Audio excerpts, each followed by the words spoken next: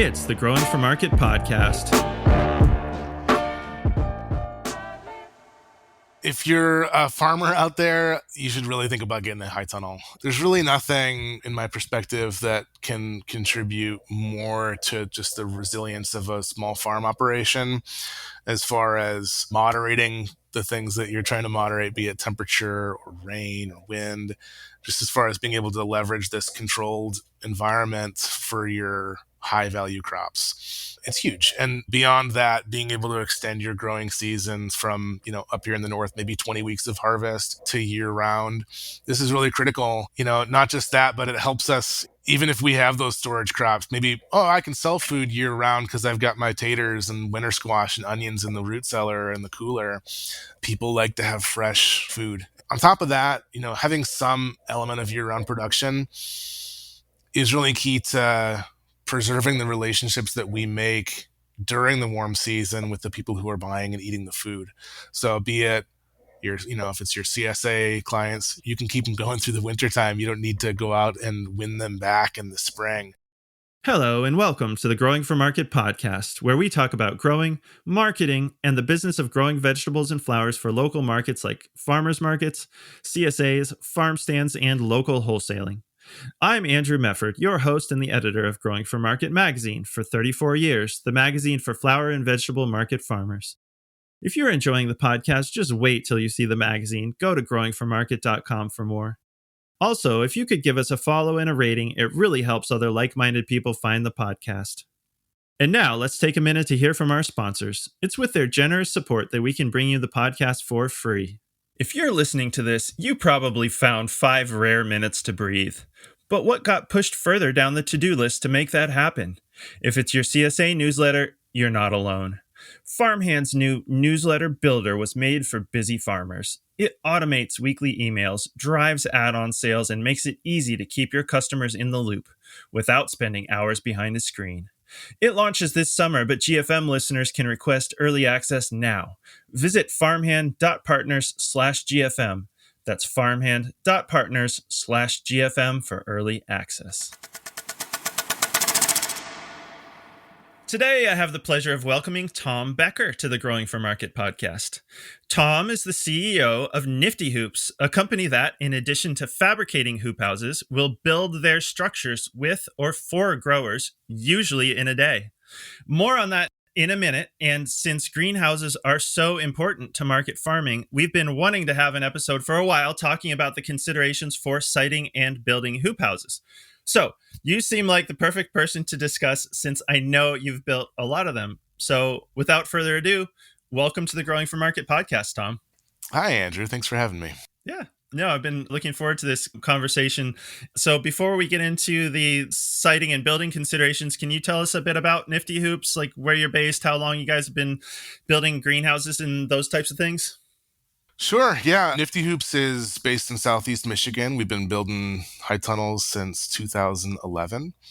And we actually we're born out of a community breakfast that our founder, Jeff, used to have at his house every Friday morning. We would have 150, 200, or even more people would come over to the house every Friday morning. Wow, that's a heck of a breakfast.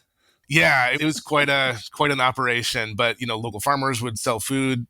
Local chefs would volunteer their time, and there was a whole community that would, play as wait staff and whatnot. And the whole idea was to have a place where people could get together, talk to each other every single Friday. It became a tradition among a lot of folks, and share some really good food. People would put their money in the jar. That was actually, it funded a microloan program for local growers to build high tunnels. The whole idea there was to begin to build a real local food economy in the Ann Arbor area, and realizing that we had a lot of vibrant farms in the area, but we didn't have much of an element of year-round supply, and we wanted to see more of that. So we started, farmers around the area, myself included, started buying hoop houses, and then volunteer groups from this Selma Cafe community would go out, and we would lead them building these high tunnels. And we pretty quickly realized that a lot of these structures are difficult to build, especially with groups of volunteers or folks that didn't necessarily have much building experience. And so we designed our own structure and started building it for folks.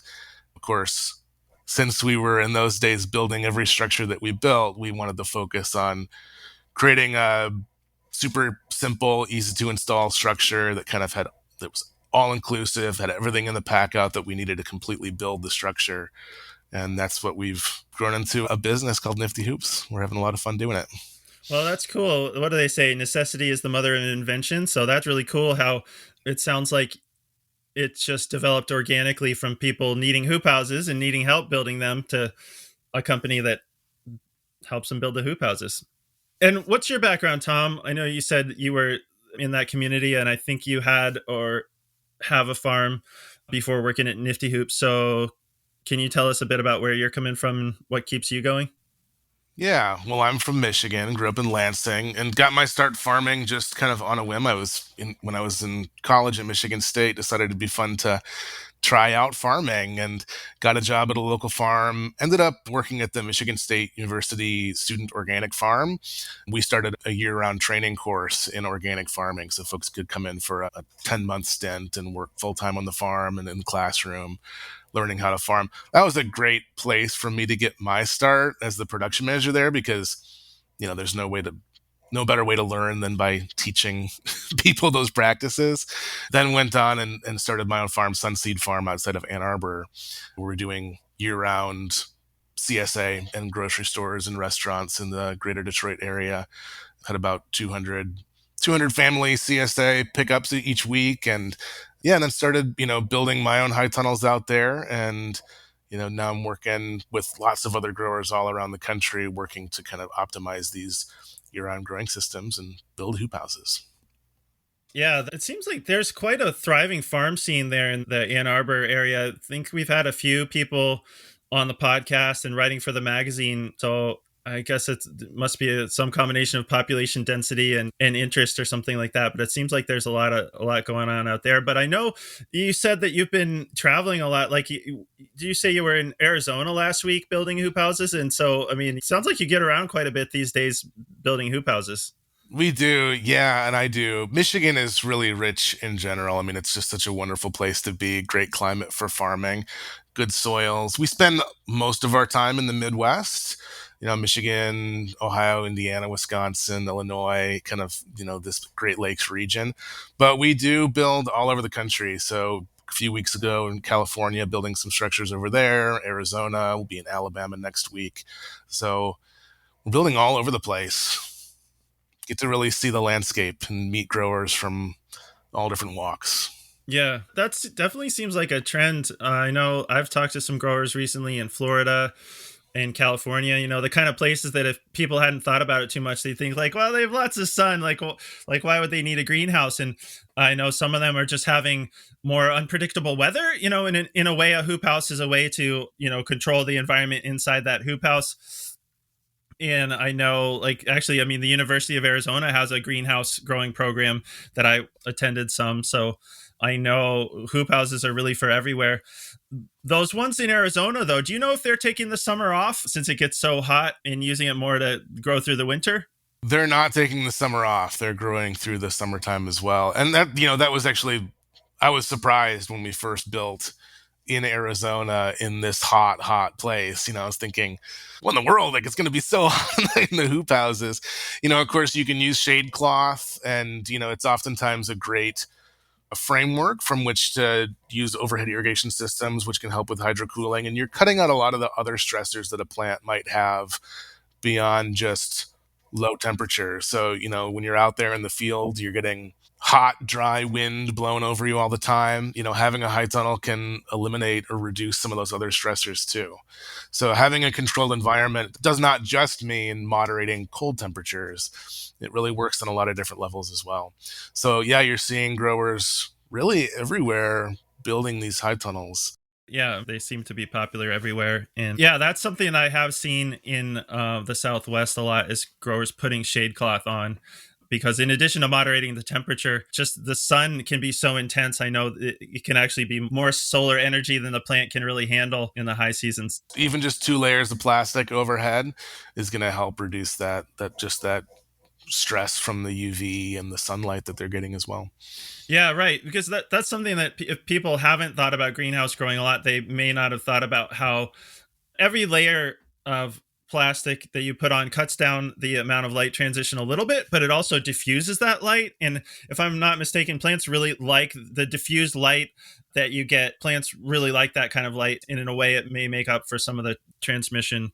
You have a little bit less light coming in. Plus, in the height of summer, I mean, even here in Maine, we don't have as long a season, but in the height of the summer, on a bright sunny day, plants can actually get more sun than they can even use. So, in the middle of the summer, I don't think it matters so much that you lose a few percentage points of light transmission with all the other benefits.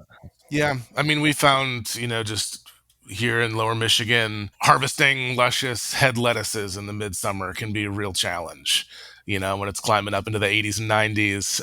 But growing them under cover, growing them in a high tunnel, even without shade cloth, just having the ability, because we had overhead irrigation systems installed in there, and then cutting out some of that wind stress, we could really much more reliably have those really lovely lettuces. Of course, oftentimes you end up with a little bit shorter of a window because it is warmer in there. You got to be right on top of it before those things bolt. Yeah, because they're growing so fast. Yes. And yeah, I think you mentioned this. If people do have sprinklers, I know that's one thing. We've had some articles in the magazine, people in the South actually, but this would apply to anybody during the hot time of the year, of like micro irrigations, like putting the sprinklers on for a few minutes, because of course, even if it's not long enough to do as a irrigation cycle, just putting that water out there and then letting it evaporate, of course, will bring the temperature down. So sure, once you have that kind of system in place, oftentimes hot tunnels, you already have the kind of bracing of the trusses that's right there. You can do an overhead irrigation system, so you get that good even coverage across your beds. And folks are using it for hydrocooling, like you're talking about, but also for, running some nutrients through their fertigation style through those, get a little bit of foliar feeding on those plants as well. Yes. Yeah. There's all kinds of ways to make the most of that. Yep.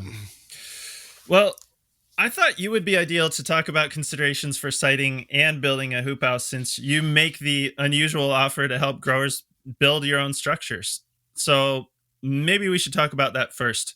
So you can either ship a grower a greenhouse kit and they can build it themselves, or you offer a community build option that I'd like you to explain, or even just do the whole build for them. I think you say usually in a day, which sounds amazing to me, to be no hoop house one day and then hoop house the next day.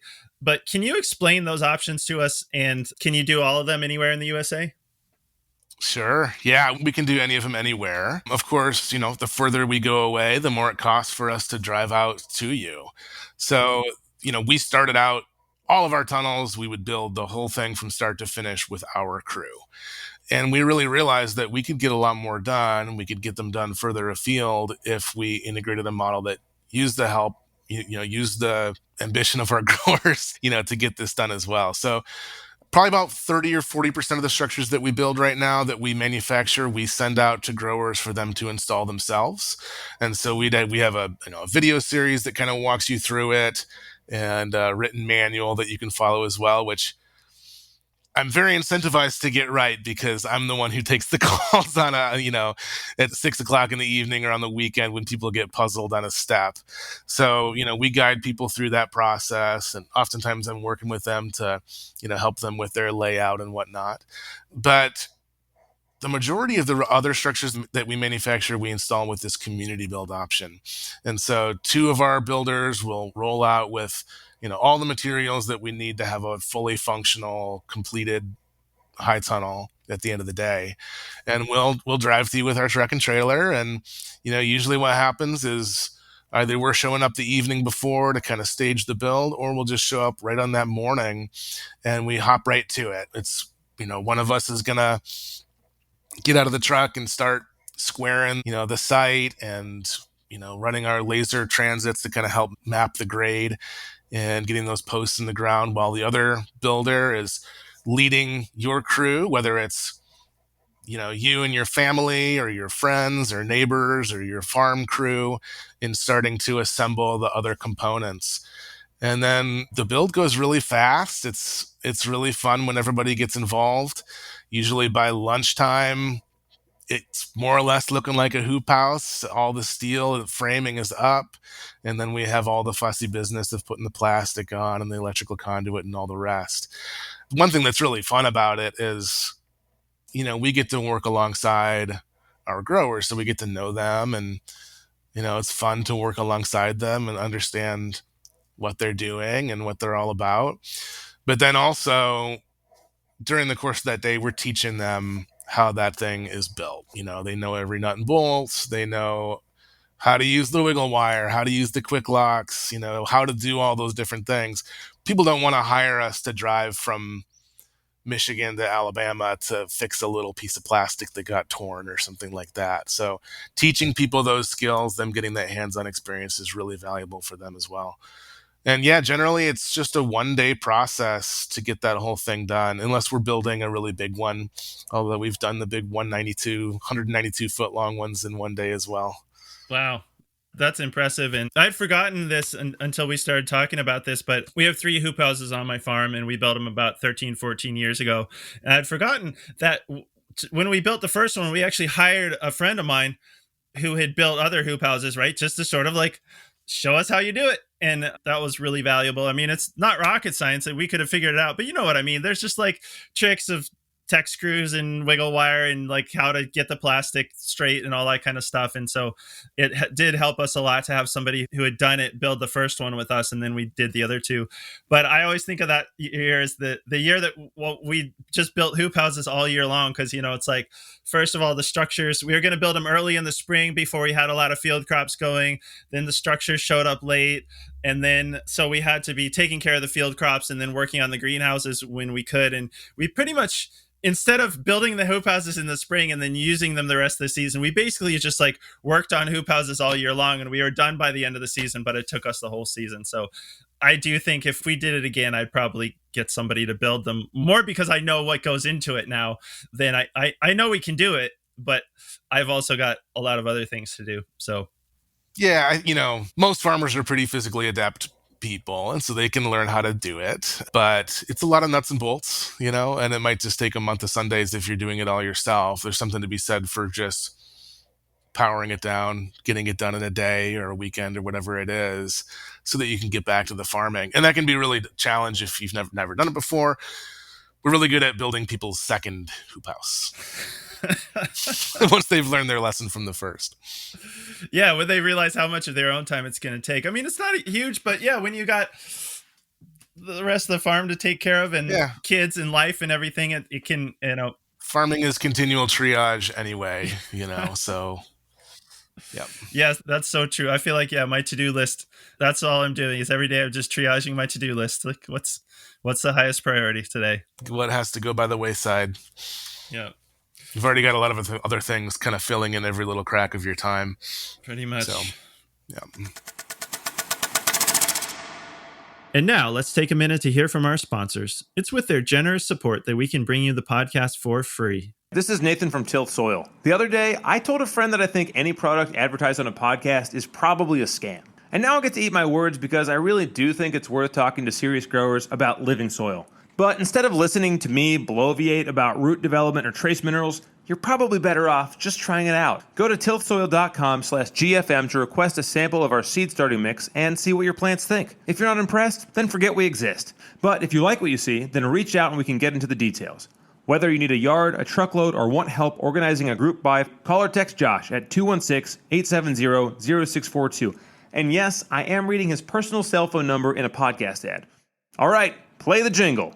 I'm in my garden, the sun is shining, my plants are thriving in Tilth Soil. And now, back to the show.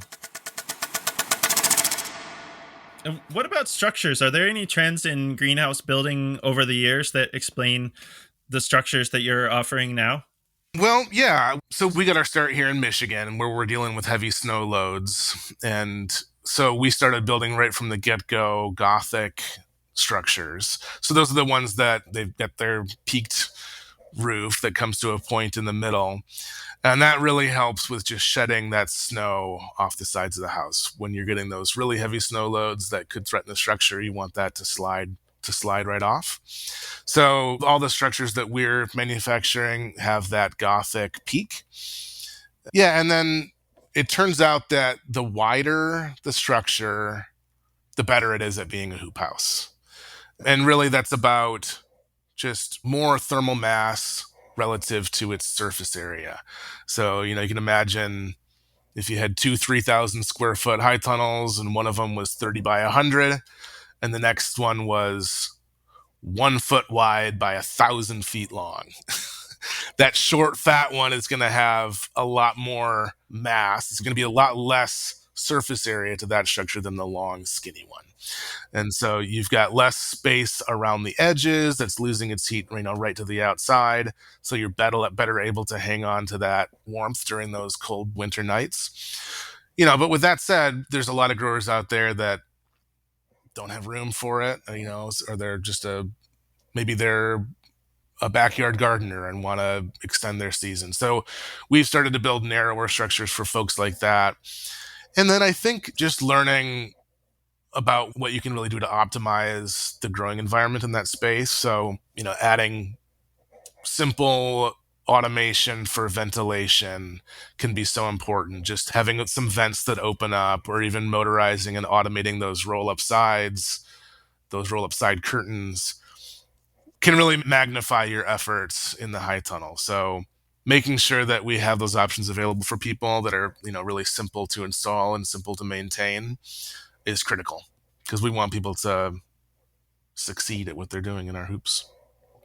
Yeah, absolutely. Automation can just save so much time, because I know from our farm, there's so many times when the weather's variable and we're off in some other part of the farm and we can't be coming back to like roll the sides up and down or open the end wall vents or anything every time that the weather changes. Yeah, or Sunday morning.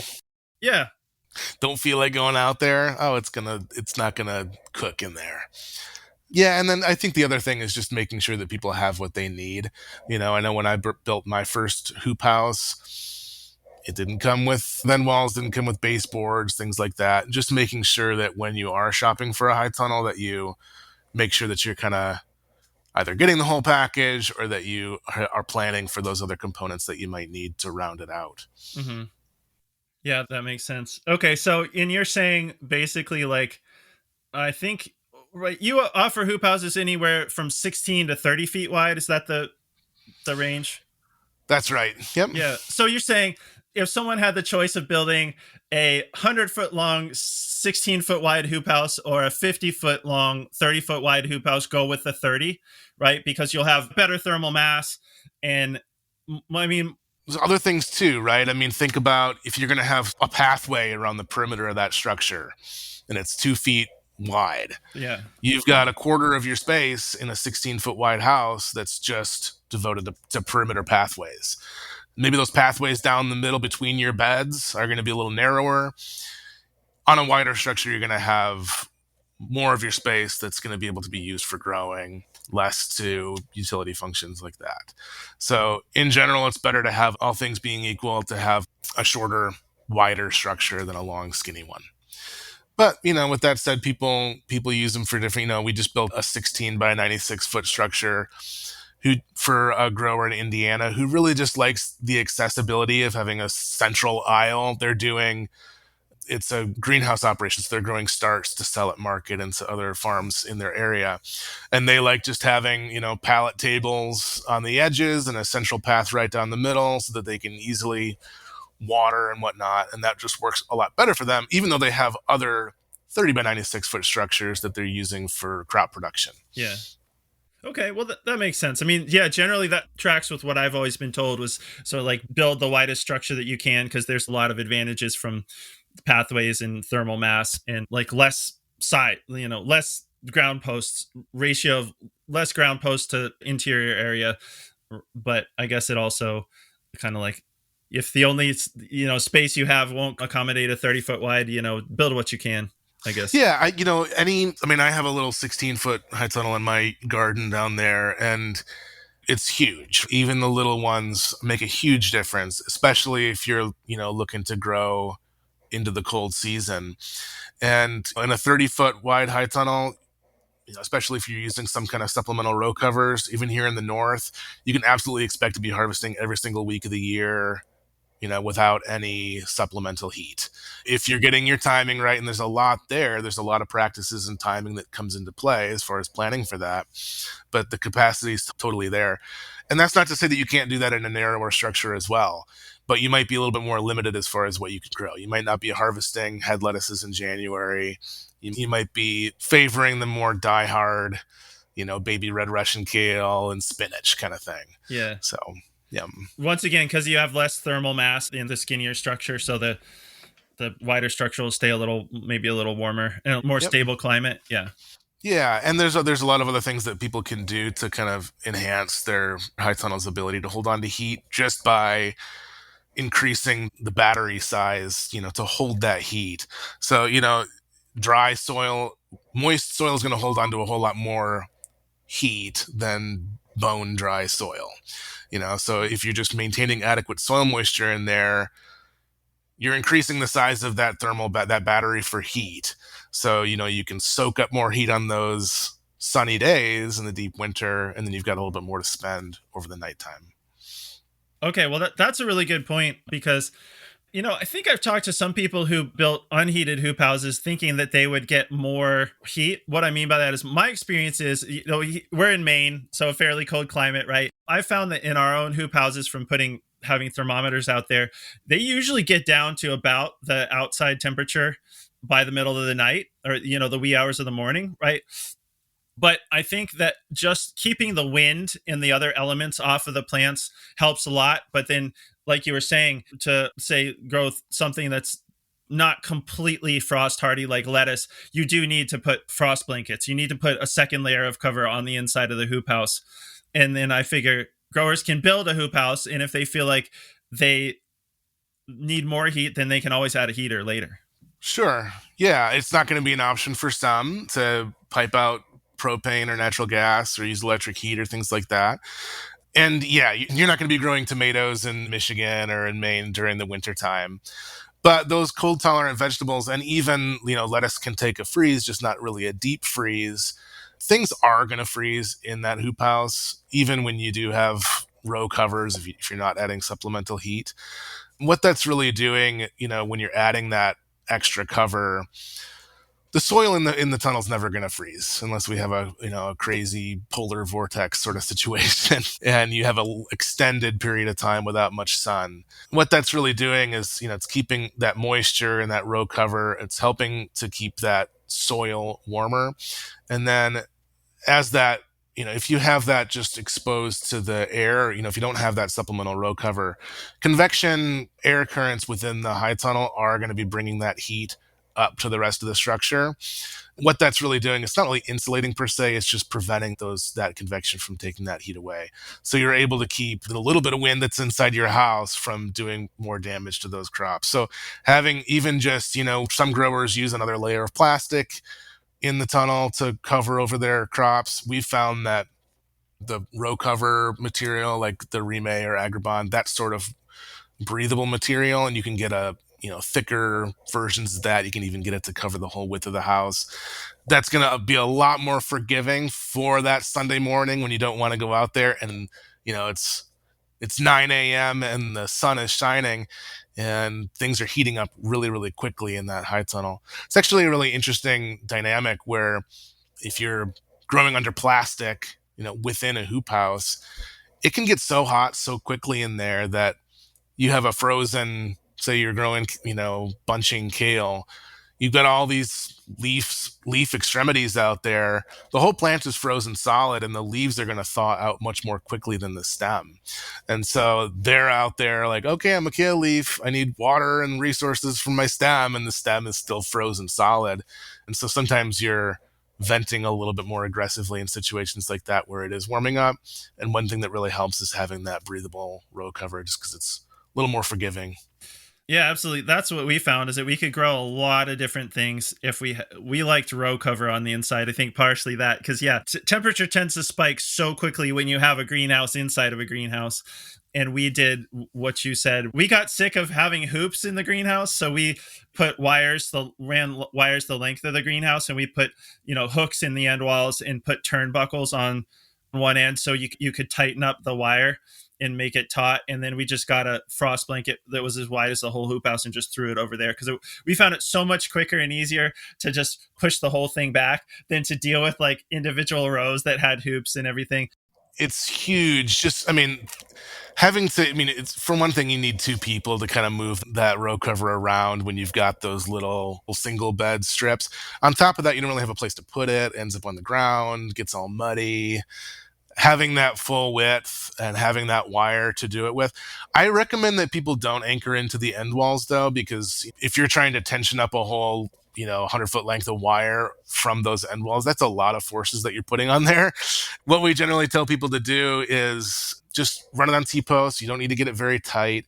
Just, we'll have even just a piece of PVC conduit, the PVC conduit T that can stick right on the end of that T-post. And then you can run the wire right through there. Have some supports down the length of that wire so that you can support it without that wire being super taut. There's actually a grower in Rhode Island called Hoofprint Farm, and they just recently built a system like this, and you can check out their Instagram and see what it looks like. It's pretty cool to see it in action.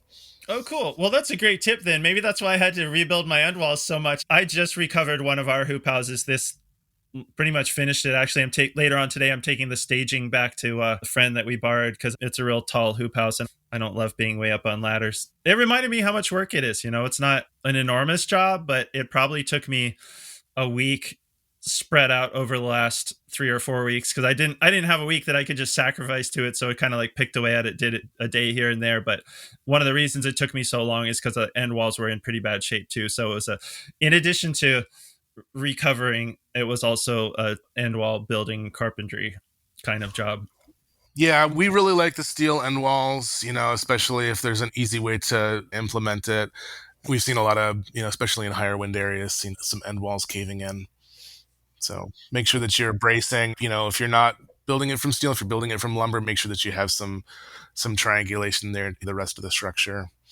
Yeah. And I feel like that's a trend that I've seen, is more and more people going for the metal or the plastic lumber or something that doesn't rot, right? Because we built the hoop houses almost 15 years ago. And I feel like, almost like you were saying, I feel like most of the kits just sort of like let the end walls and baseboards and stuff like that, they just sort of like let you do that yourself, which is fine. But now I just know a greenhouse is such a hard environment on wood, right? On anything that, even the hip boards you see, where the curtain is hanging from, a lot of times folks would mount the curtain there on a piece of lumber. But yeah, you see those softening up. There's so much moisture that's in the air in there. It's hot and dry and everything in between. You can see that softening up pretty quick if you're just screwing in the lumber. Yeah, exactly. The lumber, even some of the lumber that I just replaced wasn't even in contact with the ground, but it was so punky. I think because I assume the infrared, it gets lots of infrared exposure, lots of temperature fluctuations, and then there is condensation. Like I noticed some places where I think it was just where the plastic was in contact with the wood, and maybe there was condensation and it dripped down onto the wood. The wood was just like crumbling all on its own. So It was a little bit of a job, but it looks nice now. It's all built. But I think that's a really great trend that I've seen, of using wood or plastic for the all this more of the structural components, because certified organic production can't use, like I've seen people use treated lumber, which you can't use in certified organic production. And there's probably a good reason not to anyway. So I think that's a great trend as far as like not having to redo all those end walls and baseboards and stuff. Yeah. Treated lumber, you're right. It's not certifiable under the NOP. However, they have made some really positive changes over the years. They used to use the arsenic-based compound to treat that lumber, and now it's a copper compound, which doesn't leach as far in the soil, and it's not toxic to humans. So, for those that don't plan on certifying, I think that it is okay to use that pressure-treated lumber that, you can find at the store. But obviously, it's it's going to be a non-starter for those who are certified organic. And that's even going to, it'll take longer, but that'll eventually break down too, right? It will. Yeah, it will eventually. It might soften up enough to release, if you're screwing a piece of wiggle wire channel onto it or something like that. But it is going to, especially if it's in contact with the soil, it's going to last a whole lot longer. Yeah. Okay. All right, good to know. Well, as many growers are going to know, the NRCS High Tunnel Grant Program has helped fund high tunnels on a lot of farms over the last 15 years or so that it's been going. But there are also freezes on a lot of grant funding by the federal government right now. Do you know what the status of that program, the NRCS High Tunnel program, is as of this interview in June 2025? Yeah, so we work with NRCS all the time with the Equip High Tunnel Initiative, and although we've seen certainly some slowdowns from some offices, a lot of those NRCS offices have lost staff, be it their engineering staff, or in some places use archaeologists to kind of understand where they're building different practices. Sometimes that process has been slowed down. A lot of that Equip funding has stopped, but the High Tunnel Initiative is funded directly through the Farm Bill. It's not tied to that Inflation Reduction Act funding. And so all that money, so far we work with growers, with Equip all the time. That money is still flowing, although it can take a little longer for our offices to turn it around. So, yeah. And it's in general, I think that Equip is really has a lot of broad support, across the country in different constituencies. So I don't anticipate that that's going to be under threat, but you never know. But in any case, the High Tunnel Initiative seems to be moving forward. Okay, so at this point, it's still rolling. Yeah. And how does that program work as far as how do growers apply for that grant? And is there any support from you or anyone else for growers with those grants? Yeah, we spend a lot of time with people just, walking them through the process. Usually when they come to us, they've already applied and been approved for their funding. But sometimes we help people get started. It can take a little while. It can take a year. It can take longer to get your approval. But essentially what you need to do is you need to go into your local USDA or NRCS office. First, you have to register as a farm. So you get your farm tract number. And when I did it a long time ago, you had to have some income, but I know, from the farm there previously. But I know that some, it must not be that way in all cases because, we do see some, especially nonprofit organizations that are receiving this grant funding that are just getting started in their operations. But once you do that, then you go over to the NRCS side of the office and you write your application. And so it's a conservation practice. They have it in their EQIP, which is Environmental Quality Incentive Program, which is kind of how they move these funds out to incentivize these different conservation practices. And you apply for various conservation practices. High tunnels might be one of them, but you also might look at some of the other things that they're working to incentivize and decide you want to do those as well. Things like, cover cropping or invasive species remediation or establishing pollinator strips. Even things like low tunnels are also covered, irrigation.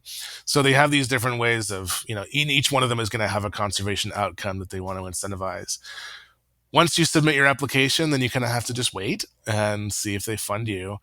And if you are, then what that is it's a cost share program. So what they're going to do is it's not really designed to cover the entire cost of the practice or the high tunnel. It's really meant to kind of help you along with that process. So they're going to fund you at a given rate per square foot. So they might give you $5 a square foot or $8 a square foot. And what that's going to be is, if you're building a 3,000 square foot hoop house and they're giving you $5 a square foot, they're going to give you $15,000 when that practice is completed. So when the high tunnel is all said and done. It's actually interesting because if you build a 30 by 50 foot structure that, or not 1,000 square foot hoop house, but one that's half that size, they're going to give you half the money, but it's going to cost more than half that amount to actually install, or, there's only one end wall, 2 end walls per hoop, 2 vents, 1 door. It actually ends up being oftentimes more out of pocket cost for you to build a smaller structure than to go ahead and build up to their limit. But it's set up as a reimbursement cost share. So you actually have to finish that structure before they give you that money. And they do offer an assignment of payment, which is you're able to defer your money and give it to whoever's selling you the high tunnel. Nifty Hoops is able to work with growers and sort of float a big portion of that NRCS EQIP funding. So instead of needing to pay $15,000 or $20,000 out of pocket when it began, to even initiate the project, and then building it themselves, and it might be a month or two before it's finished, we're able to float that portion of the funding until after it's completed if we're building it with you. So we know that when we get there, we're going to knock it out together. It's going to be done in that day, and we're okay with waiting to be reimbursed instead of our growers having to do that. Wow, that's super handy. And right, okay, so because then you know exactly when it's going to be built, right? Because the grower has to finish it before they can get reimbursed. So if you're building That's it, correct. you know it's going to be done Yep. within a Yep. couple days of when it should Yep. be. Okay, well, that's really cool. Yeah, it helps. There's a lot of times there's not an extra $15,000 or $20,000 floating around the farm, so it's nice to be able to not have to pay up front for all that. Yeah, that could be a huge help. Before we talk about siting, I wanted to talk about, a little bit of planning. Like we've already talked about building a wider hoop house when you can. What do you tell people if they ask whether they should use a single layer of poly or double inflated poly? We always advise people to use 2 layers, and we install 2 layers on 95% of the structures that we install, probably, so long as you have access to electricity or are ready to run an inflation fan on solar energy or something like that. And, essentially what we're doing is we're, 2 layers of plastic, we pull over right at the same time and we install them. And then we put a little inflation fan. We just use a little 12 volts. It's like a big computer fan that pushes air between those 2 layers of plastic. And it's pressurizing between those 2 layers and keeping them tight all the time. So that you kind of have this dead air space between these 2 layers of plastic, which is helping to insulate the hoop house. And then really importantly, it's keeping that plastic tight all the time. So, if you have a little bit of slack in that material and it's just a single layer, or if you don't have that inflation fan running, then the wind can really start to buffet it around and wear it out a lot quicker. When you have that inflation fan running, it's keeping that plastic pressurized all the time so the wind doesn't get after it. And then, even for those people who, some folks might ask, like, the windstorm is what takes down the power. It's also that's what damages the plastic. Since we're using these 12 volt inflation fans, it's really simple for growers. Instead of, if you're in one of these areas that's really prone to power outages, you can instead of running it off of a little 12 volt power supply, which you can plug into an extension cord or something, you can also just use that extension cord to run a little trickle charger on a 12 volt battery, so that when the power goes out, you do have some backup energy there to run that inflation fan. That's really on top of the insulation piece, which is certainly a perk. We just see a lot more durable installs with double layer plastic. Yeah, that's what we've always done. I mean, once again, being in a cold climate here in Maine, we figured, having that dead air insulation space would help at the end of the day keep the greenhouse warmer for longer. And we've always been happy with that.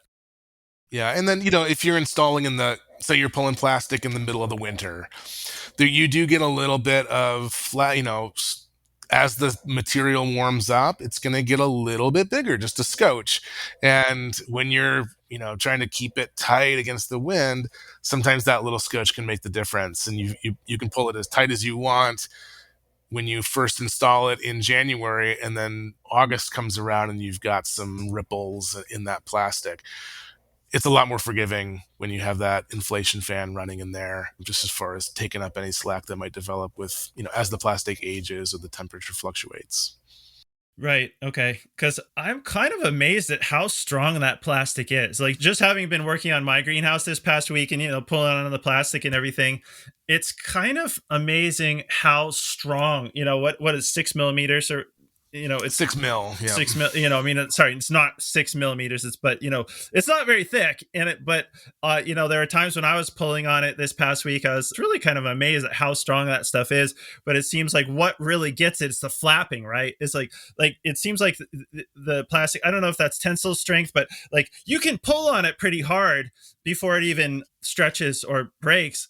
But it seems like where we've had problems is where it's loose and the wind just blows and it just flaps, and like that cumulative stress of flapping plastic is what really does damage to it. So Right. Yeah. And just having, obviously, if you're doing a single layer of plastic, you want to make sure, because it's going to be shifting against the frame of the structure, you're going to want to make sure that any sharp or snaggly edge is rounded off. So oftentimes, if you've got bolt heads on the outside of the structure, you want to just put a piece of duct tape over that so there's not rubbing against something that might chafe on it. But even just a nice, smooth, round piece of steel, yeah, if it's buffeting up against it all the time, it's eventually going to wear out there. Mm-hmm. So I've always been told not to install plastic in the extremes. Do you have a sense of how much of a difference it makes? Like basically, I've been told if we put plastic on in the winter when it's really cold, the plastic is going to loosen up on summer days. I've been told if we install plastic on a hot summer day, it's going to get really tight in the wintertime when everything shrinks. Is it a big enough deal that people should avoid temperature extremes, or is it just sort of like, do it when you can, and really your best option is just to keep the plastic taut by inflating it? I think we install plastic all times of the year and all extremes. But like I said, we're almost always doing that double layer plastic. So that's you're not trying to get the plastic as tight as you can when you're doing that double layer. You're just getting them lined up and maybe tightening it up a little bit. If you're in the single layer situation, you really do want it tight. And I've heard stories about people, saying, oh, they'd installed a single layer of plastic in the midsummer when it was scorching hot, and then it pulled itself apart. It's a little hard for me to imagine, but I've heard of it happening.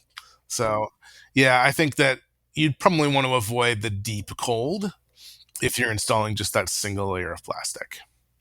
Okay, well, that's what I'd always been told, but that's why I was curious to talk to you, because you've built a lot more hoop houses than I have. So, okay. I guess if nothing else, people should know that's an issue. Like everything else, plastic expands and contracts like all the other substances on Earth. So, yeah. Okay, now they know. Well, all right, let's talk about siting, since that comes before building. Do you help growers figure out where to site a greenhouse? Because especially if you're building it for them, I can imagine you don't want to get out to their site only to find out that the site is all wrong. I can imagine there's some pretty obvious problems like shading, and I imagine there's a maximum amount of slope a greenhouse can be built on. Not having ledge underneath would make it a lot easier to pound those ground posts in. So can you take us through the considerations for how you help your customers figure out where to site a greenhouse? Yeah, of course. We spend a lot of time working with people on this. Yeah, of course, shade is right up there. I mean, here where we are at this latitude, an object is at that winter solstice, that at noontime on the winter solstice, a tree is going to cast a shadow twice as long as that tree is tall. So that's you want to have it kind of a long ways away from trees to the south. So people might not really realize just, how long those shadows are in the wintertime. Maybe it doesn't matter to them because they really want to focus on summertime or just a little bit of season extension.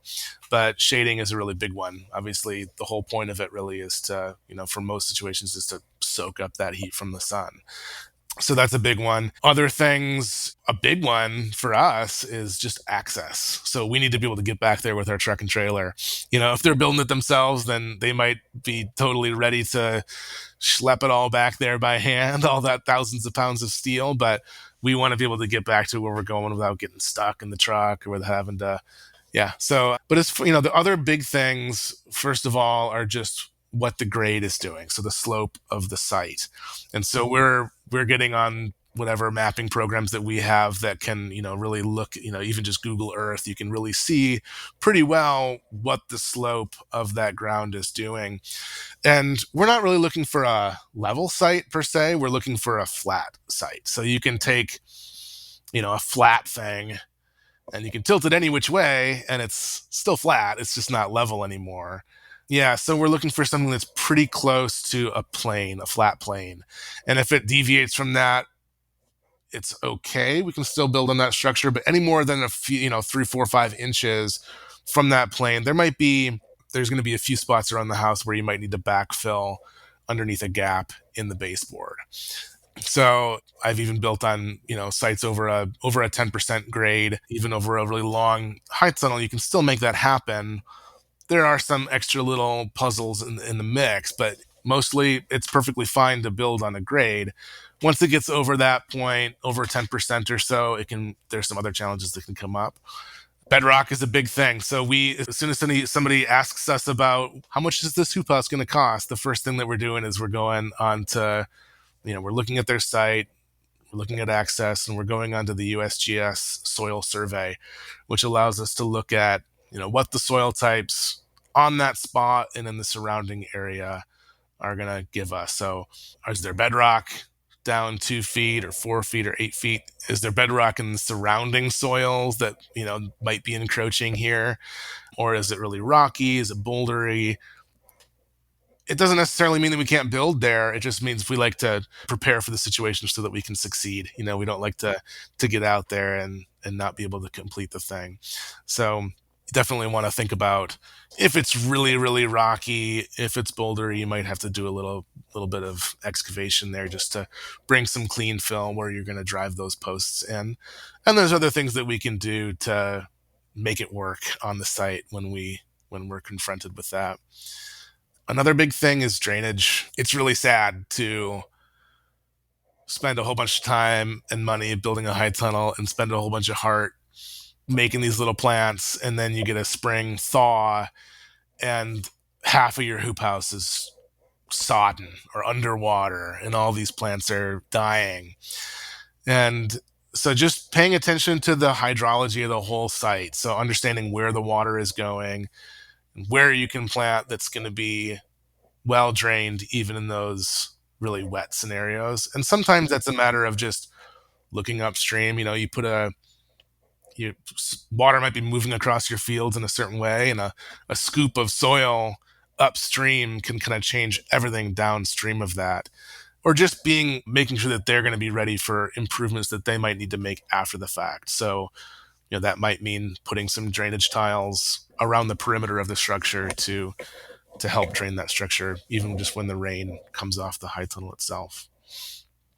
And what does that involve, putting drainage tiles in? Most folks are just, after the tunnel is done, they just take a pick or a trenching shovel and dig a trench right alongside the baseboard. And they're laying a perforated drainage tile right in there and then covering it over with gravel. Some folks like to put gutters on the high tunnel. We're working on some solutions there, but in general, it can be tricky because come wintertime, the snow needs to slide off that high tunnel. And if that gutter is there, then something's going to give.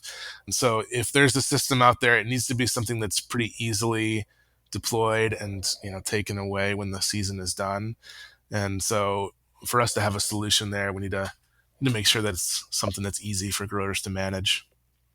Yeah, I'd say, because I know we have a roof rake that, every year, we get a lot of snow. I mean, it's been a little bit less lately, but a lot of years here in central Maine, we'll get about 100 inches of snow. And so I do have a roof rake that I've used on our house roof, but also a few times every year, I'll go out and what I usually do is wrap an old t-shirt around the roof rake because it's plastic, but still I'm worried about it scratching up the plastic. And so, a few times a year we'll have these snowstorms that are like, we call them nor'easters up here, that'll snow throughout the night. And if I see that we're getting a good amount of snowfall through the night, I'll go out there and actually help. If I'll go out there and see if it's shedding, because you probably know it really depends on the snow. But if, because sometimes if we're getting really sticky snow, it will just stick. Even though we do have Gothic tunnels and they're inflated, which I think does help it shed the snow. But if I can see that it's building up really fast, I'll still go out there with a roof rake and make it to start shed so it doesn't crush the hoop house. You should be a little scared of the roof rake too, because a lot of those are, especially the aluminum ones have got some pretty sharp little edges, little corners there. The Gothic structures in general are going to shed snow pretty well, but you're right. There are certain sticky situations where the snow just doesn't want to come off. And what you really need to be worried about is, like, say you get a crusty snow and it's already super, super cold in that hoop house where it's not, the latent heat in there isn't melting right there at the plastic surface. And that's really what facilitates that sliding off, is you get this sort of microscopic layer of melt between the plastic and the snow, and that's kind of allowing it to slide off. But say it's just not happening. You've got a crusty frozen thing on there, and then you're getting a bunch of snow on top of that, so it's not shedding. And then the weather turns and it starts to rain. So now you've got this sponge up there that's just collecting more and more mass. That's when you need to start really thinking about getting out there to take that off, or if the snow's just not coming off. And oftentimes all it takes, if you're proactive about it, is just getting up on the inside of the hoop house and hitting the underside of the plastic with like a soft bristled push broom or something like that, just to kind of jiggle it a little bit and sort of start that avalanche running down. I saw an interesting solution recently, last winter, I believe it was, where there were two growers out there in their high tunnel, and they had a rope that they had thrown from one side of the tunnel to the other, and they were kind of flossing it back and forth underneath the snow to get that to begin to slide off. Okay. Yeah. Okay. Those are some good tips for people because, yeah, I mean, our roof rake does have a plastic head on it. So I've had good luck with that, but I still put a t-shirt over it. So, yeah, maybe those other methods might work better for some people. Yeah. Okay, well, that actually does surprise me. I was thinking you were going to say that it needed to be less than 10% slope. So that's really good to know because that should include a lot of people other than people who have really steep fields. A lot of people should be able to find a place where they can put a hoop house that has less than a 10% grade. Does that apply to side? Like, I assume you mean 10% grade, like lengthwise front to back on a greenhouse, because I know it changes the sort of like structural integrity if there's a grade side to side. Do you have the same or a different recommendation for side to side grade? I do. Yeah. I think that just, mechanically speaking, when we're for the installation process, we can work with a grade side to side without too much issue. And what you do run into is, as you're tilting side to side, you're going to decrease the pitch on that uphill side. So you're going to start to lose the ability for that snow to slide off there. So I wouldn't tilt too much side to side. I mean, we can absolutely tilt it side to side, but, more than a foot or two, side to side, you start to run into some issues there. But, there's something to be said for even 10% is pretty steep. And so over a really long tunnel, that can definitely be an issue, just as far as, if we're using our lasers to map the grade ahead of time, there can be some challenges there. But there's something to be said for a little bit of a pitch there end to end, just because in the wintertime, maybe those roll-up curtains aren't going up because they're entombed in snow. You're counting on those end wall vents, and it can still get really warm in a high tunnel during the wintertime. It might be 10 degrees outside, but it's a fine day and the sun's out. It might be 70 degrees inside your hoop house.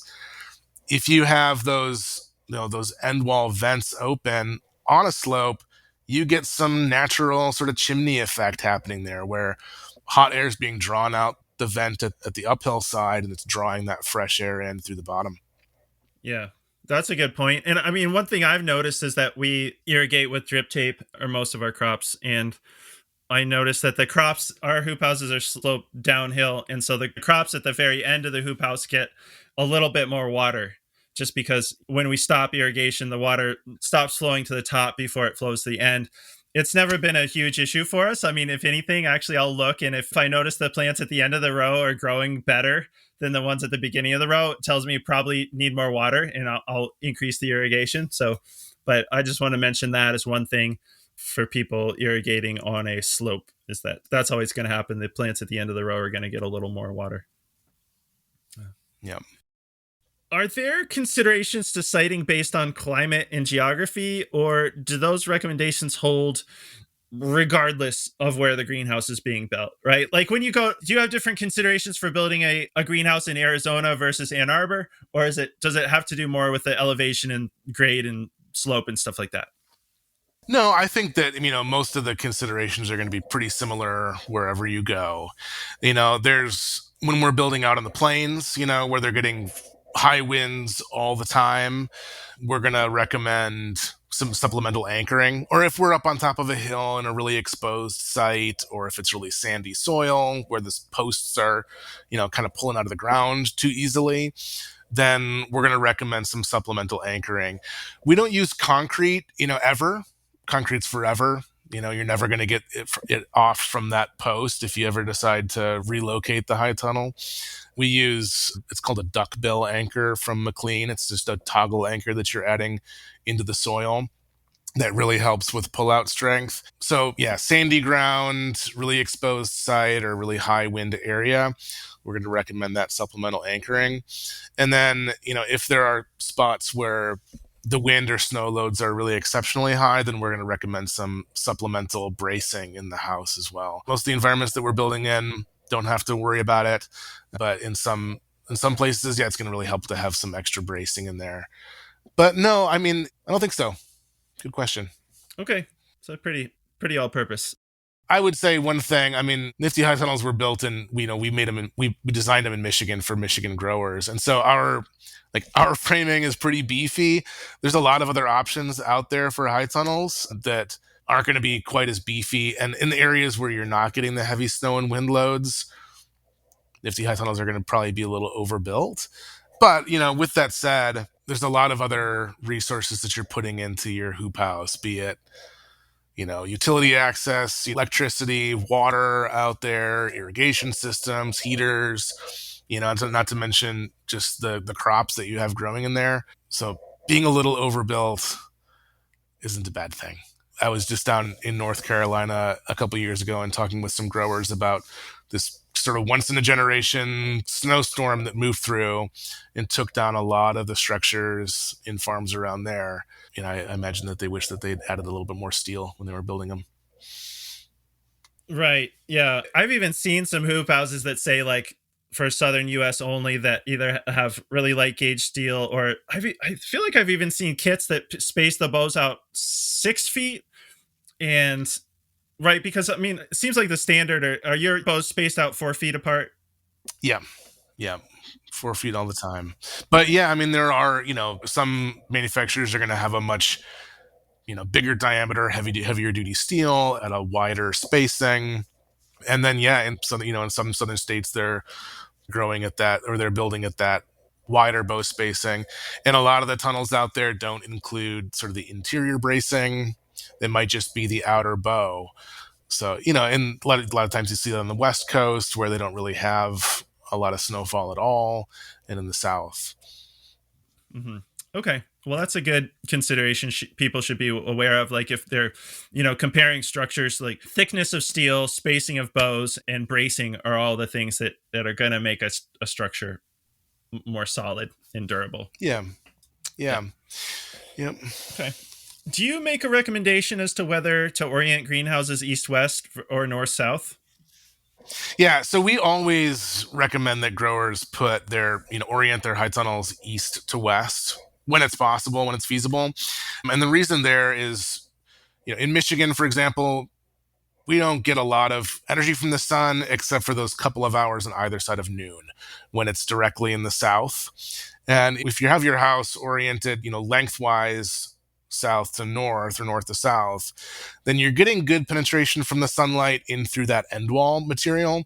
But a lot of the light that's hitting the length of the house is coming at a really oblique angle, and it's going to refract back off there into space. Whereas if you're oriented east-west, you've got that broad side that is, tilted towards the sun. You're getting a lot better penetration. You're going to be soaking up a lot more heat from the sun during the wintertime. I think there's a lot of other important factors to consider. For example, if you're not planning to grow in the deep winter time, then it probably doesn't matter all that much. And it really only makes a little bit of a difference anyway. It's an important factor. But I think other things are just workflow around the farm, feng shui, just how it really makes sense to place it on your property is probably the most important thing. And then all of the things being equal, let's put it east-west if we can. Yeah. Okay, that tracks. Yeah, I feel like, I don't want people to pass up building a hoop house if they're just because there's no good east-west site. It's more I think it can really be any angle if it needs to be. It's kind of what I've always thought. Yep, absolutely. Okay. It's good to have a recommendation. Is there any minimum site prep you recommend growers do before building a greenhouse? Or if they have a flat field, can you just show up and get started? Do they have to do any pre-building prep work when building a hoop house? Yeah, I mean, we can grow so long as we can put posts in the ground, we can build your hoop house. But there's a lot of work that you can do beforehand to save yourself a lot of heartache in the long term. Especially if you're going to be growing in ground in a high tunnel, then it's oftentimes a good time to take care of any sort of deep tillage that you want to get done. So, if you have a neighbor that has one, or if you have a chisel plow, this might be your last opportunity to really work that subsoil and fracture that subsoil, aside from broad forking for the rest of you can get a tractor in through most high tunnels, but really being able to get good coverage and chisel plow with authority, it's a good idea to get that done ahead of time. Maybe not right before we install, because then you've got this, you kind of want to let that settle out a little bit. You don't want to be putting those ground posts into recently disturbed ground. Other things might be mass soil amendments. So, if you're planning on bringing in 30 yards of compost onto that hoop house site, you're never really going to get a dump truck on that spot again. So let's do that ahead of time, smooth it out, get it the way you want it. Otherwise, you're going to be in there with wheelbarrows or just your tractor bucket. Beyond that, when we're installing them with you, we really like to see that at least the perimeter of the structure tilled up. And the reason being there is that when we put those baseboards in around the perimeter, we want to see the bottom of that baseboard buried an inch or two, just so that you have a good seal around the perimeter of the structure. And we're just doing that by hand. So we're coming through with a trenching shovel and digging a little trench alongside those ground posts. It's a lot easier to trench through tilled soil than it is through established sod. So yeah, and then as far as, you might want to plan your utilities. So whether or not you're piping in water or piping in electricity or something like that, it's a good idea to plan that out, but don't finish it. If you have your hydrant there and you've got your electrical box already there, it means a lot less flexibility as far as where exactly you place that high tunnel. Sometimes we get out to a build and we go to put that corner post in, and there's a giant rock right beneath this corner post. Let's move the whole thing 1 foot to the left, and if the hydrant was already there and the electricity, the electric box was already there, it might kind of eliminate that flexibility for us to do that. Yeah. Yeah. Okay. Yeah, that's good. I hadn't thought of that, because actually we put electricity and everything into our hoop houses after we built them. So yeah, we got to figure out exactly where they were going to be before we added that stuff. So that's good. How about the actual building? What do you tell people about the build to get them ready? Whether you're coming out to build with them or just on their own, what do you tell them? How do you get them ready to build with you? Well, I mean, I guess our process is we really, kind of help them to know what to expect. So, we're going to send them pictures of what the thing looks like, and it's a good idea to understand really what you're getting yourself into from start to finish. Some high tunnel companies, you might get it on a semi truck. How are you going to unload off of a big semi truck? What's it going to look like? How's the steel going to be bundled up? How are you going to get it off the truck and to the site? How is it not going to be just a pile of steel in your driveway for the next year? So how do what to expect, whether you're going to have to unload it by hand or whether you're going to be able to use a forklift or a tractor with forks or a bucket, things like that. And then what tools you need. In general, there's not a whole lot of stuff that you're going to need. Maybe a drill and an impact driver, sledgehammers, fasteners are generally all going to come with it. Yeah, and then just if the company that you're working with has a video series, it's really, really helpful to see that install process and learn visually from that experience. Seeing somebody pull that plastic from just the right angle to get that last little wrinkle out, as opposed to just reading about it, that can be really huge.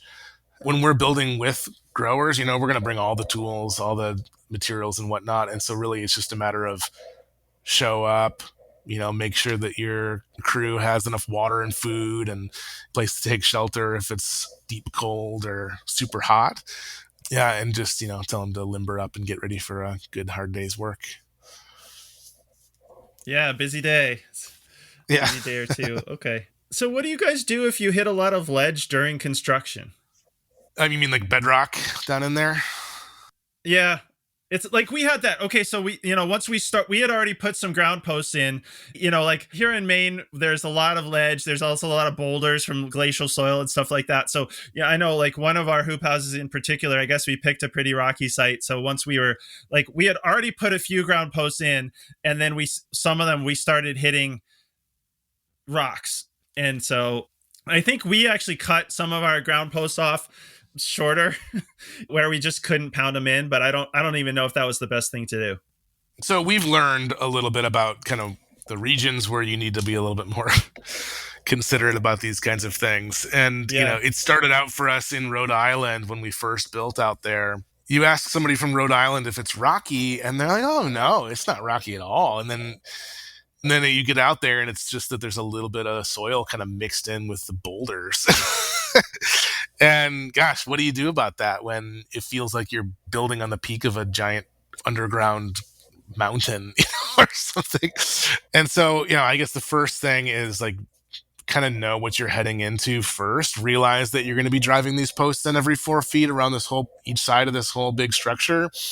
And maybe like scope it out first. So when you're driving these posts for these hoop houses, you really want to get them right where they need to go.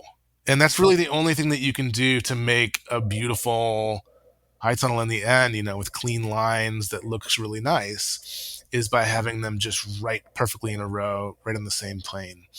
And so even if you hit a rock that's the size of your fist, that's going to stop that post, or it's at least going to prevent it from going in right there.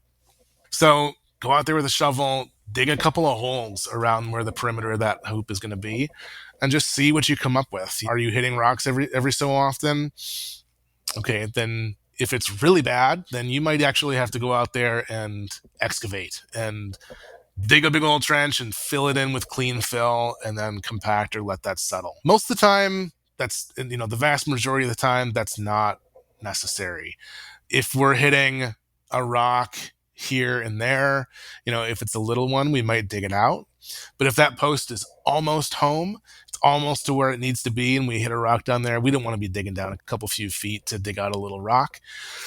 So what we would do is just get it as far down as it can go. And then later on in the process, we're going to mark just how close that post is from being all the way home. And we're going to pull it out and cut off the bottom of it and just set it right on that rock. So those kinds of workarounds are just fine. And that's all well and good if it's a handful of posts over the whole house. If it's every single post, then, that ends up being a lot of work. But it's not insurmountable. And there are those situations where we've hit bedrock a couple feet down and just needed to go through and lop off the bottom of every single one of those posts and set it on the bedrock. If you have bedrock at the surface, maybe find a different place to build a hoop house. Yeah, well, that's worth knowing. So it's much better to figure that out beforehand than get halfway through the build and realize you're... I suppose you could, farmers are pretty smart too. So I think if that's all you had to work with, I remember a grower reaching out to me one time up in northern Michigan in the UP, and I asked him about his soil, and he said, "What do you mean? I don't have any soil." And it was just the bare, exposed, Canadian shield right there. And I suppose, if that's all you have to work with, then you probably know how to anchor into bedrock. So maybe find a way to do that. But that's your puzzle to figure out. I think we'll advise you from afar in an install like that. Yeah, okay. Fair enough. Yeah. Do you have any recommendations to help people get the plastic on as straight and wrinkle-free as possible? Or is it more like your point is most of your greenhouses are double poly, and so it doesn't have to be perfectly like straight and wrinkle-free because the blowers will inflate it and take those wrinkles out?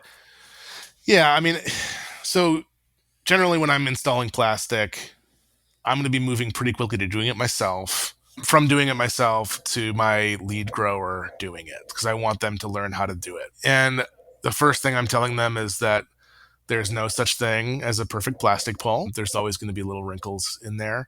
With a single layer house, we would be getting that thing as tight as possible and try to eliminate all those wrinkles. When there's a double layer situation, it's okay to have some little wrinkles. And once that inflation fan is running, you're going to kind of forget about those wrinkles and that they were ever there in the first place. And it's better to have lots of little small wrinkles than to have one big fold. The important thing is just keeping that pretty even around the entire length and working out slack, making sure that you don't have big baggy slack there. And then the other thing, really to look out for is, if there's too much slack in that plastic, then what you end up with is a really big inflation bubble. So the space between those two layers of plastic can get pretty big. And some growers, I've known growers in the South that intentionally make a monstrous bubble, like a 6-foot space between those two layers of plastic. They had their reasoning for it, but it was actually interesting because when I was visiting them, their electricity went out and you could see it all just sort of sag right down, and you're glad that the wind wasn't blowing at that time. But if you do have a big inflation like that and then you're in a snowy area, it can kind of round off that top quite a bit. You've got this big pillow top sort of thing, and that can prevent the snow from sliding off as well. Mm-hmm. Okay, makes sense. And do you recommend growers to try to pull outside air to inflate the greenhouse? Because the inside air for the greenhouse tends to be so humid, a lot of moisture can build up between the layers. We don't. No, we inflate right from the air from within the house. And it's true, yeah, especially during the wintertime, you're pumping this warm, humid air from within the house, and it's condensing between those two layers of plastic. And you can notice that the water will pool there at the hip board, which is kind of that rail that runs down the length of the house that the curtain hangs from, the roll-up sides hang from. And you can get a lot of condensation there that's pooling. And sometimes it can even get deep, like it's going to start getting into the inflation fan itself. What I tell people to do is just take a ballpoint pen and find the low spot and just make a couple little tiny holes in there, and that'll just dribble out just fine. So, as soon as you're starting to pipe it out from outside of the house, that's another contraption that you're going to have to devise to pull in that outside air that can fail or might need to be maintained. And other growers are going to have different perspectives on this, and they're going to probably vehemently disagree with me here. But we just use, that air right from within the house. The inflation fan's just running right there. One of the things that keeps agriculture interesting for me is that there's more than one way to do anything. Like I'll think like, you can only do this one way, and then I'll go see a grower who's doing it like the opposite way or something. So yeah, and usually people have pretty strong opinions about it too. So yeah, they think it's the only way to do it. But I think that's the point of talking about these kinds of things on the podcast, because you can get the diversity of opinions. Yeah, one thing to keep in mind, you're just talking about bringing in outside air, bringing in inside air. It's not as if those two layers of plastic are really attached well, and then that inflation, space between those two layers of plastic is really well sealed off. There's not a lot of air flowing through that inflation bubble. It's really the fan is really just maintaining positive pressure between there. And yeah, you do get some vapor exchange into there. That's why you see the condensation. And that's why, if that was really leaky, if you were taking cold air, you'd be essentially like circulating cold air over your house, which might not be a good idea. But if that's nice and tight, then either way is probably just perfectly fine. But like I said, we look for a simple solution, something that somebody can really easily install themselves, and that's really effective. And these little DC fans, they're great. Even one of them can inflate one of these big 192 foot long high tunnels, and they're not quite as bulky or expensive. They don't use as much energy. So really, you just got to keep that thing pressurized, keep it tight, and that's the key part. Right. Okay. Because they're very cheap to operate, and like you said, that there's not a lot of flow through, so that's how you can get. It's mostly a sealed space. Like anything, there's going to be a little bit of leakage, but it doesn't have to be a very big fan because there's not much air leaving. Yep. Okay. Well, Tomm, that's actually all the questions that I had prepared for you, but I want to make sure and ask you if there's anything else that I should have asked you, or anything else you'd like to say before we let you go. Sure. I think that if you're a farmer out there, you should really think about getting a high tunnel. There's really nothing in my perspective, that can contribute more to just the resilience of a small farm operation, as far as moderating the things that you're trying to moderate, be it temperature or rain or wind, just as far as being able to leverage this controlled environment for your high value crops. It's huge. And, beyond that, being able to extend your growing seasons from, up here in the north, maybe 20 weeks of harvest to year round. This is really critical. Not just that, but it helps us, even if we have those storage crops, maybe, I can sell food year round because I've got my taters and winter squash and onions in the root cellar and the cooler. People like to have fresh food. And if you can offer, fresh carrots or salad greens, it can help to kind of spice things up a little bit and make those leverage more sales of those fall harvested vegetables as well. On top of that, having some element of year-round production is really key to preserving the relationships that we make during the warm season with the people who are buying and eating the food. So be it if it's your CSA clients, you can keep them going through the wintertime. You don't need to go out and win them back in the spring. Or if it's chefs, grocers, they're not needing to change over their whole system for buying. They're getting used to, instead of just summertime I buy local a little bit, and then wintertime I go back to buying from the truck, and then summertime I do it again. If we can establish these relationships and really keep them going, then we can start to actually build a durable local food economy. And we can do that everywhere, so that we can grow more food by growing through more seasons, and maintain those connections between the people who eat food and the people who grow food and the farms on which they grow. Yeah, absolutely. I mean, that's a really good point, is it's a lot easier to keep a customer through the winter than have to go out there and reestablish that relationship every spring. And I remember having that conversation with my wife, because we originally started our farm in Pennsylvania, and I even, grew up even farther south. I grew up in Virginia. So, I came from pretty long season area, moved up here to very short season area.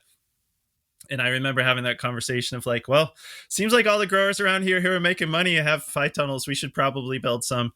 And that led to a 15-year obsession with them. So, the way I look at it is, if you can have a high tunnel or a greenhouse, you're just extending local food and flower season.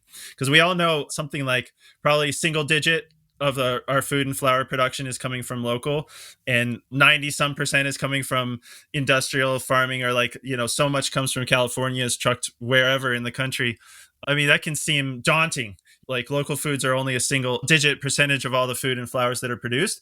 On the other hand, you could look at it, that's all market share growers can take if they can lengthen that season and do other ways of getting and keeping those customers. So yeah, that's a good way of looking at it. I mean, I think it's 2/3 of the vegetables that we eat in the United States during the winter months comes from the Imperial Valley of California, which is this one little spot. And that's billions and billions of dollars that we're sending out of our communities that we can keep in, and we can have more livelihoods, and we can have better connections with our neighbors and our community. So I think that local food economies are a great foundation for local economies in general, and it's time that we kind of reestablish our agricultural heritage across our country. yeah, absolutely. When you consider it's something everybody eats, right? So it's a great foundation for local economy. So, all right. Well, I feel like you've been really generous with your time. I've enjoyed profiting from your experience building all these high tunnels. Where can people find you online or on social media, or wherever you want them to look you up, Tomm? Yeah, just come to niftyhoops.com, and we're all on all the social media platforms, just Nifty Hoops, NIFTYHOOPS. And yeah, even if you're not, if you're in a different country, or if you're working with a different high tunnel company, we're happy to talk with you about your project and do what we can to help you succeed there. So feel free to reach out. Look forward to making some new connections. Okay, cool. Well, thanks, Tomm. I really appreciate it. I've enjoyed the conversation, and people can take it from there. Me too. Thanks, Andrew. All right. Take care. Bye.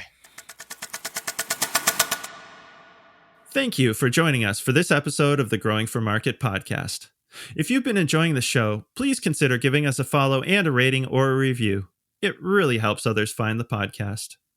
For more tips and tricks from farmer to farmer, check out our magazine at growingformarket.com. Whether you're a commercial grower or just want to grow like one, subscribe to Growing for Market magazine for the nitty-gritty of growing, marketing, and the business of market farming. We publish 10 issues per year with articles written by experienced farmers on topics ranging from tools and techniques to farm business operations and marketing. If you've been listening to the Growing for Market podcast and haven't yet checked out Growing for Market magazine, we've made a change so you can try the magazine for free. We've added a free month to the beginning of all first-time subscriptions. Try out the digital or paper magazine for a month, and if it's not for you, cancel within 28 days and you'll never even get billed. All subscriptions get you a year of the magazine, plus 150 downloadable back issues from the last 15 years and over 1,700 archived articles. With digital subscriptions starting at just $39 a year, head on over to growingformarket.com and subscribe today to benefit from over 3 decades of writing by farmers, for farmers, in Growing for Market magazine.